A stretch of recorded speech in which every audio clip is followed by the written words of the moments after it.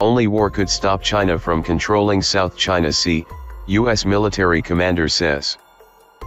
Navy Admiral Philip S. Davidson, who has been nominated for head of U.S. Pacific Command, submitted the written remarks for his hearing in front of the Senate Armed Services Committee on Tuesday. He said that China's expanding military presence, including secret island bases in the waters of the Asia-Pacific, have given its People's Liberation Army, PLA, a step toward total dominance of the region, where countries such as Brunei, Indonesia, Malaysia, the Philippines, Taiwan and Vietnam contest China's expansive, self-proclaimed maritime borders. Once occupied, China will be able to extend its influence thousands of miles to the south and project power deep into Oceania. The PLA will be able to use these bases to challenge U.S. presence in the region, and any forces deployed to the islands would easily overwhelm the military forces of any other South China Sea claimants, Davidson wrote. In short, China is now capable of controlling the South China Sea in all scenarios short of war with the United States, he added. China has particularly intensified its presence in relation to Taiwan, whose government was driven from the mainland after a communist uprising in 1949. China still claims the breakaway island nation as part of its own and has warned against U.S. efforts to normalize relations, which were officially dropped in 1972. Washington continues to sell weapons to Taiwan, and, last month, President Donald Trump signed the Taiwan Travel Act, which allows and encourages official visits between the U.S. and Taiwan.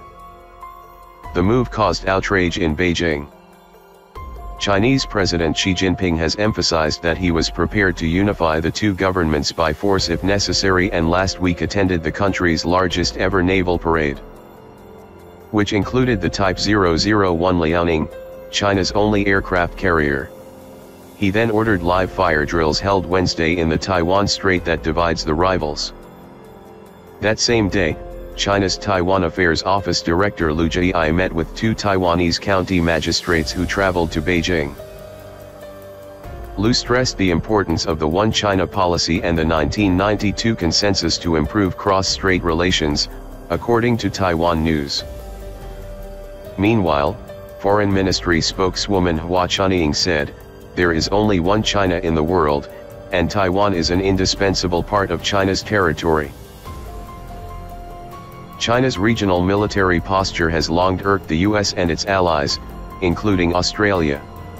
Canberra claimed Friday that their vessels were challenged by Chinese ships traveling through the South China Sea, but Hua dismissed the reports, calling the interaction professional during a regular press conference.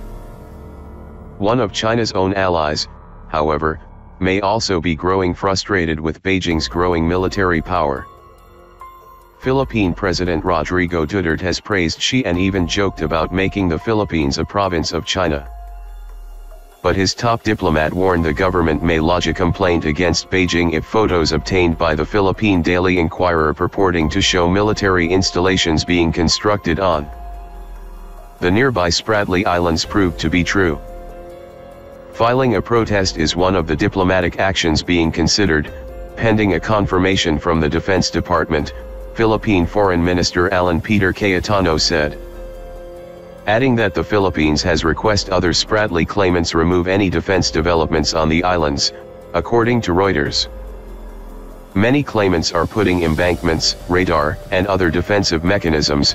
The challenge now is how to stop it and roll it back, he added.